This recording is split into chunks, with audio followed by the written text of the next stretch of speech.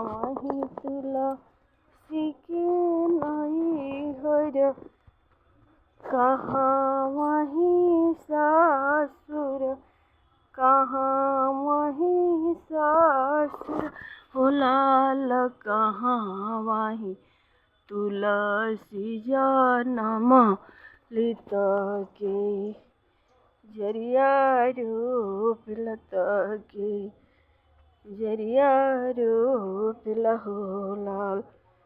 ए मोरे लाल कहाँ वही तुलसी जनम लित के जरिया रूप लत के जरिया रूप लहो।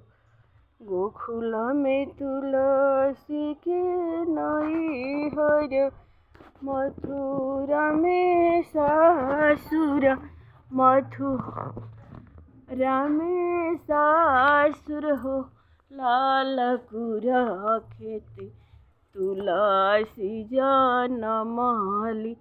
मलहुरिया जरिया रूप ले, मलहुरिया जरिया रूप ले हो लाल। ए मोरे लाल कुरा खेत तुलसी जनम ली। मलहुरिया जरिया रूप ले, मलहुरिया जरिया रूप ले हो लाल। मरबो में तुलसी के लटा धुनी, अवरु लोटारी धुनी, अवरु लोटारी धुनी हो लाल।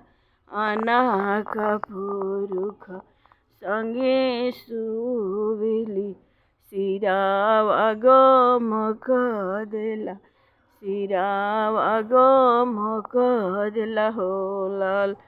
काहे के मरबू रुक्मिणी लटा धुनी, अवरु लोटारी धुनी, अवरु लोटारी धुनी हो लाल। तुलसी त हृदय समाइली त जपे ले नारायण, त जपे ले नारायण हो लाल।